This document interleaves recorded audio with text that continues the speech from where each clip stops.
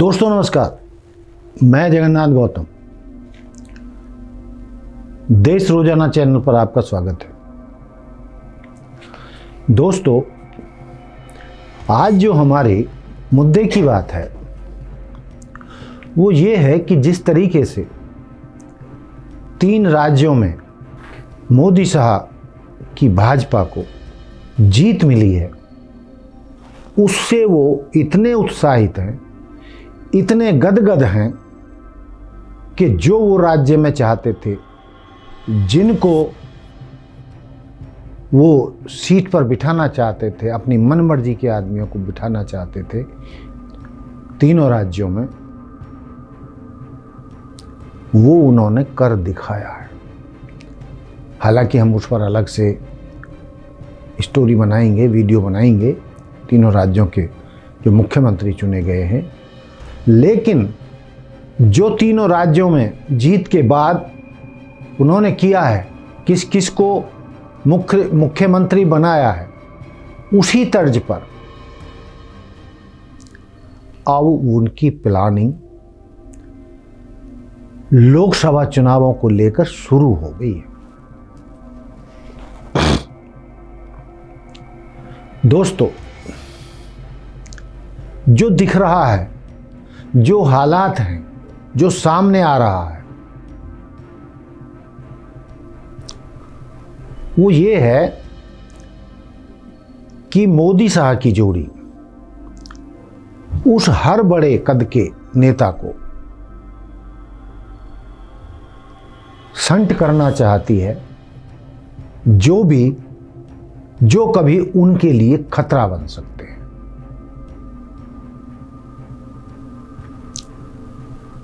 आपने देखा कि जितने मंत्री या मुख्यमंत्री जो बहुत ताकतवर रहे हैं, जिनके पीछे बहुत बड़ा लाव लश्कर है, उनके पीछे लाखों कार्यकर्ताओं की भीड़ है जो उनको सपोर्ट करते हैं।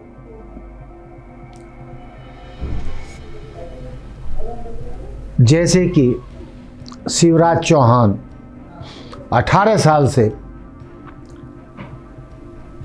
वो मध्य प्रदेश में मुख्यमंत्री रहे हैं, सांसद भी रहे हैं, और 18 साल किसी बड़े राज्य पे राज करना, तो ऐसा नेता उस राज्य में अपनी पूरी पकड़ बना लेता है। और यदि हम कद की बात करें तो इन नेताओं का, चाहे वो शिवराज चौहान हो, चाहे वसुंधरा राजे सिंधिया हो, ये इनका कद राजनीतिक तजुर्बे से या किसी भी हाल में इनका अनुभव मोदी साहब की जोड़ी से कम नहीं है। बस यही मोदी साहब की जोड़ी को पसंद नहीं है। इसीलिए चाहे रमन सिंह हो, चाहे शिवराज सिंह चौहान हो, चाहे वसुंधरा राजे सिंधिया हो, ये जितने भी धाकड़ राज्यों के मुख्यमंत्री थे, पूरा अनुभव था इन्हें राजनीति का, राजनीति के पीएचडी थे, कैसे जनता को साथ लेकर चलना है, कैसे लाखों कार्यकर्ताओं को रिझाना है, कैसे अपने साथ रखना है। तो यही मोदी साहब की जोड़ी को कतई पसंद नहीं है, और इसी के चलते ऐसे चेहरे छत्तीसगढ़, मध्य प्रदेश और राजस्थान में बिठाए गए हैं, जिनको लगभग कोई नहीं जानता था। उनकी राष्ट्रीय स्तर पर तो कोई पहचान नहीं थी, उनका कोई नाम तक नहीं जानता था।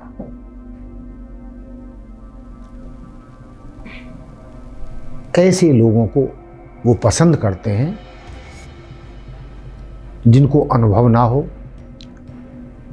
जो उनके पीछे बैक ना हो, उनके कोई बहुत ज़्यादा फॉलोवर ना हो और किसी राज्य की या स्टेट की राजनीति में उनकी गहरी पैठ ना। तो यही कारण है कि जो तीनों राज्यों में मुख्यमंत्री के चेहरे दिए हैं सब अनजान से हैं, और इसलिए दिए हैं अनजान से और अनुभवहीन कि वो तीनों के तीनों मुख्यमंत्री मोदी शाह के कहने में चले, हर बात के लिए उनकी तरफ ताकें, किसको मंत्री बनाना है, किसको क्या पद देना है, किसको क्या चेयरमैन देना है, चेयरमैन बनाना है, या किसको बड़े ठेके देने हैं। यानी सारा कुछ जो है भाजपा हाई कमान के हाथ में रहे, और राज्य के जो मुख्यमंत्री तथाकथित मुख्यमंत्री कमज़ोर मुख्यमंत्री बनाए गए हैं, अनुभवहीन मुख्यमंत्री बनाए गए हैं, वो उसका कारण यही है कि वो अनुभवहीन होंगे, वो बहुत बड़े नेता नहीं होंगे, राज्यों की राजनीति में उनकी बड़ी पैठ नहीं होगी, तो वो उनके सामने झुककर चलेंगे, झुककर रहेंगे और उनकी हर बात मानेंगे, उनके इशारों पर चलेंगे, जैसे वो चाहेंगे उस तरीके की राजनीति करेंगे, जिसको वो चाहेंगे उसको मुख्यमंत्री बनाएंगे। तो दोस्तों, अब लोकसभा चुनाव आए तो यही अभियान अब मोदी शाह की जोड़ी केंद्र में चलाने की प्लानिंग बनाने पर शुरू हो गई है। जो सूत्र हमारे बता रहे हैं उनके अनुसार जो भी केंद्र में कद्दावर मंत्री हैं या जो उनके लिए खतरा बन सकते हैं, जो उनसे किसी भी तरीके से अनुभव में कम नहीं है, उनकी लिस्टें बननी शुरू हो गई हैं, उनको संट करने की प्लानिंग बननी शुरू हो गई है। और हम सूत्रों की माने तो ये भाजपा हाईकमान गडकरी, जो भाजपा के राष्ट्रीय अध्यक्ष भी रहे हैं और केंद्र में धाकड़ मंत्री हैं, उन्हें पूरा अनुभव है और उनकी पैठ जो है पक्ष विपक्ष में सब जगह है। आरएसएस का वर्दहस्त उनके पास है और जो मंत्रालय वो चलाते हैं उसके लिए उनके काम की सारा देश वाहवाही करता है और विपक्ष के साथ भी उनके मधुर संबंध हैं, उनमें सबको साथ लेकर चलने की क्षमता है। तो कहीं गडकरी जी विकल्प ना बन जाएं, इसलिए ये जोड़ी भाजपा हाईकमान की मोदी शाह जी की जोड़ी गडकरी जी निशाने पर है। राजनाथ सिंह जो उत्तर प्रदेश के मुख्यमंत्री रहे हैं, केंद्र सरकार में वर्षों से मंत्री हैं, रक्षा मंत्री हैं, गृह मंत्री रहे हैं और उन चुनिंदा नेताओं में उनका नाम आता है जो सर्वमान्य भी हैं। मैंने कहा कि भाजपा के अध्यक्ष भी रहे राजनाथ सिंह जी और वो बड़े कद के नेता हैं। उनका अनुभव शायद इस जोड़ी से भी ज्यादा है। तो ये भी निशाने पर हैं और मोदी शाह की जोड़ी का निशाना ये रहेगा कि इन दोनों को भी मार्गदर्शक मंडल में भेज दिया जाए। इसके अलावा गिरिराज सिंह, आर.के. सिंह, वीरेंद्र कुमार, ये सारे केंद्रीय मंत्री, अर्जुन मुंडा भी झारखंड के सीएम रह चुके हैं और आदिवासियों का बड़ा चेहरा है। तो ये बड़े चेहरे हैं अपनी अपनी जगह, गिरिराज सिंह, राजनाथ सिंह, नितिन गडकरी। और नितिन गडकरी जी को तो संसदीय बोर्ड से पहले ही हटाया जा चुका है।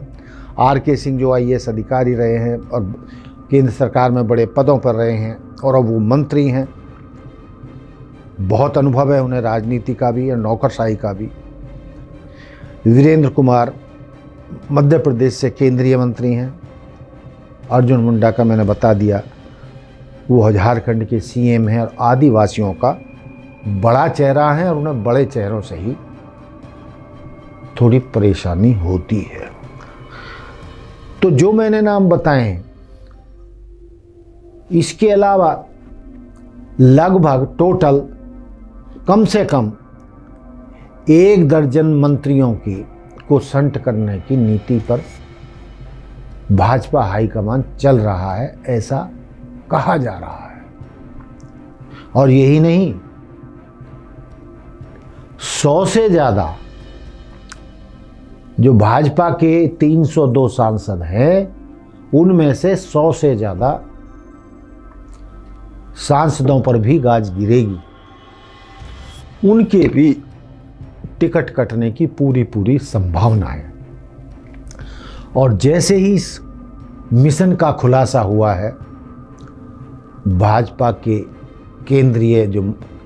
केंद्रीय मंत्रिमंडल के वरिष्ठ साथी हैं और जो 100 से ज़्यादा सांसद हैं भाजपा के,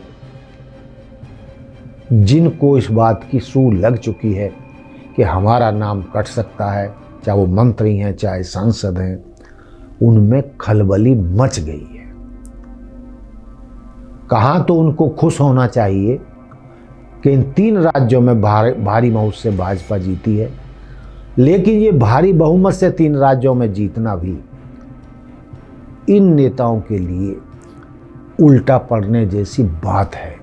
क्योंकि जो बहुमत इन 3 राज्यों में मिला है, उससे जो सांस मोदी जी और शाह जी को मिली है, अमित शाह जी को, उससे वो और मजबूत हो गए हैं और इससे उनको अपनी मनमानी करने का, अपनी मनमानी राजनीति करने का, अपने मनमाने अपनी पसंद के लोगों को टिकट देने का या कुछ भी करने का एक और मजबूत हथियार उन्हें मिल गया है। तो दोस्तों,